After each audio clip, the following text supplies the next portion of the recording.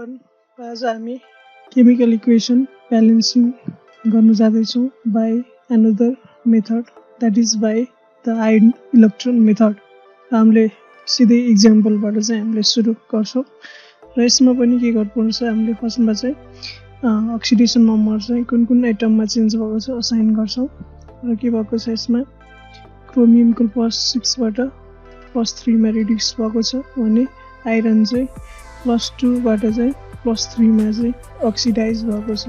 त्यसपछि हामीले के गर्छौँ, अक्सिडेसन हाफ र रिडक्सन हाफलाई सेपरेटली ब्यालेन्स गर्छौँ। फर्स्टमा अक्सिडेसन हाफ रहेको छ।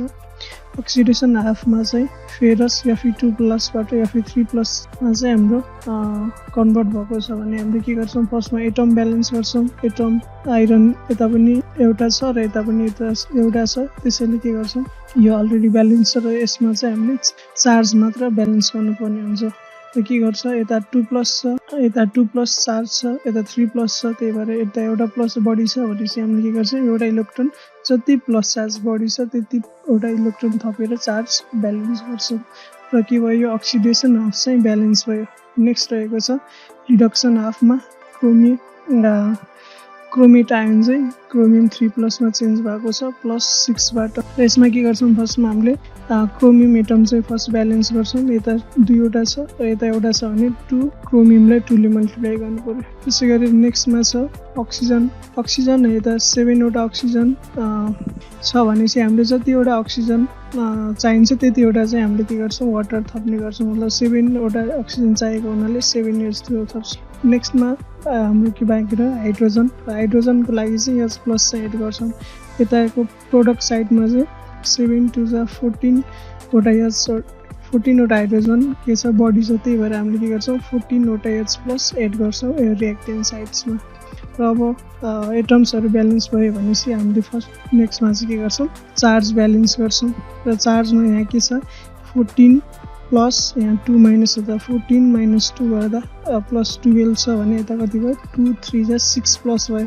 यता चाहिँ 6 वटा प्लस चार्ज बढी भयो भने चाहिँ हामीले के गर्छौँ, इलेक्ट्रोन थप्छौँ। कतिवटा इलेक्ट्रोन थप्नु पर्यो, 6 वटा इलेक्ट्रोन बढी छ भने 6 वटा इलेक्ट्रोन थप्छौँ।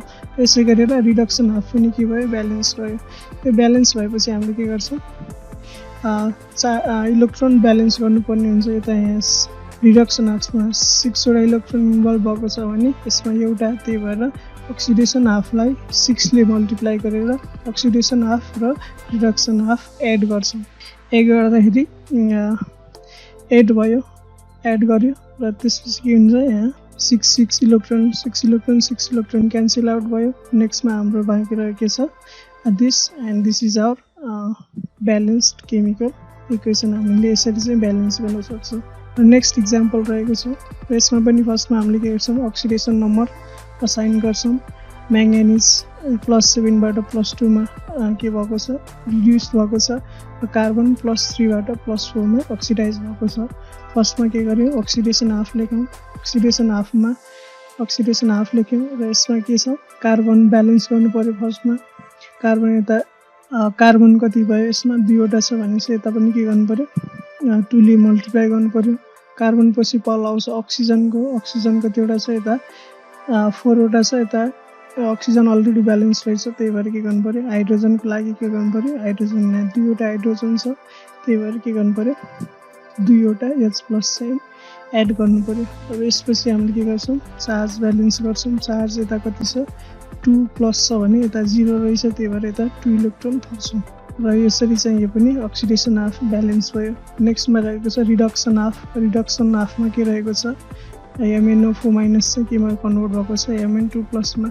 र यसमा के गर्छ, Mn चाहिँ अलरेडी ब्यालेन्स रहेछ। अक्सिजनको लागि के गर्नु पर्यो, वाटर थप्नु पर्यो, 4 वटा वाटर थप्नु पर्यो र अक्सिजन ब्यालेन्स भएपछि हाइड्रोजनको पालो आउँछ। हाइड्रोजनको लागि H+ एड गर्छौँ।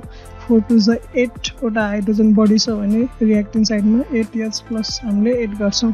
र हाइड्रोजन पनि ब्यालेन्स भयो भने चार्जको ब्यालेन्स गर्नु पर्यो। र चार्ज यता कति 8 × 1 गर्दा 8+ - 1 गर्दा 7+ रहेछ भने यता कति छ 2+ मात्र रहेछ, मतलब 5 वटा चाहिँ बढी भयो। त्यही भएर 5 वटा इलेक्ट्रोन यसमा चाहिँ हामीले 5 वटा इलेक्ट्रोन एड गर्नु पर्यो।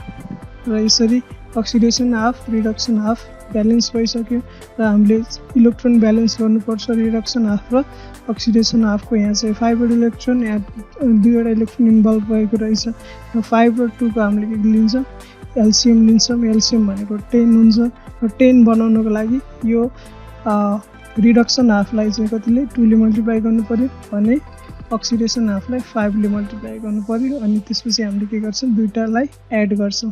एड गर्दाखेरि यो इक्वेसन आउँछ र 10 इलेक्ट्रोन रहेछ, यो चाहिँ के हुने भयो क्यान्सल आउट हुने भयो र त्यसपछिको बाँकी रहन्छ एच प्लस चाहिँ दुईतिरै साइडमा देखिरहेको छ। यहाँ 16 एच प्लस रहेछ, यता 10 एच प्लस गर्दा 16 माइनस 10 गर्दा चाहिँ कति भयो 6 एच प्लस आयो र यो लिनु भयो। This is the balanced next reaction रहेको छ र यसलाई हामीले के गर्छौँ भन्दाखेरि एनदर तरिकाले चाहिँ हामीले पनि गर्न सक्छौँ। फर्स्टमा सबैलाई चाहिँ हामीले के गर्ने आयन्सको रूपमा टुक्राउने, जस्तो Cu प्लस प्लस हुने भयो sulphate minus H plus I minus, त्यसै गरी Cu क्यू प्लस आयोन, त्यसपछि I minus H plus sulphate minus आई2 त आयन इलिमेन्ट्री फर्ममा छ, यत्तिकै छोड्ने आयनको रूपमा छैन। यसरी के गर्छौँ त भन्दाखेरि कुनको चाहिँ हामीले अक्सिडेसन नम्बर चाहिँ चेन्ज भएको छ त्यसलाई हेर्छौँ। जस्तो कपर यहाँ 2 प्लसबाट 1 प्लसमा चेन्ज भएको छ, रिडक्सन भएको छ भने आई माइनस चाहिँ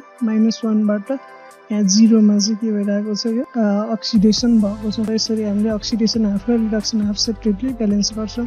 अक्सिडेसन हाफमा के छ आई माइनसबाट आई2 मा गएको छ, यता एउटा आई छ यता दुईटा, त्यही भएर हामीले 2 ले मल्टिप्लाई गर्नु पर्यो र आई पनि ब्यालेन्स भयो भनेपछि चार्जहरू छ यहाँ 2 आई माइनस छ, यता के छ आई2 छ भनेपछि के गर्नु पर्यो जता बढी छ त्यता के गर्नु पर्यो चार्ज 2 इलेक्ट्रोन थपेपछि यता पनि के हुनु पर्यो 2 इलेक्ट्रोन, यता पनि 2 इलेक्ट्रोन भयो। त्यसै गरेर हामीले के गर्छौँ रिडक्सन हाफमा के छ क्युप्रिक आयनबाट क्युप्रसमा गइरहेको छ, यसको लागि के हुनु भयो एटम ब्यालेन्स छ, चार्ज मात्र ब्यालेन्स गर्नु पर्यो। यता 2 प्लस छ यता 1 प्लस भनेपछि यता के गर्नु पर्यो एउटा इलेक्ट्रोन थप्नु पर्यो रिएक्टेन्ट साइडमा र के गयो अब यो ब्यालेन्स भयो भनेपछि हामीले के गर्छौँ इलेक्ट्रोन पनि ब्यालेन्स गर्छौँ। यहाँ 2 इलेक्ट्रोन छ यहाँ 1 इलेक्ट्रोन भनेपछि रिडक्सन हाफलाई 2 ले मल्टिप्लाई गरेर दुईटा एड गर्छौँ, मतलब 2 ले मल्टिप्लाई गर्ने अनि एड गर्ने र 2i हुने भयो 2Cu 2 प्लस हुने भयो 2 इलेक्ट्रोन हुने भयो र यता प्रोडक्टमा के छ i2 plus 2 electron plus 2Cu plus हुने भयो र 2 इलेक्ट्रोन के हुने भयो यो क्यान्सल आउट भयो अनि बाँकी रह्यो 2Cu प्लस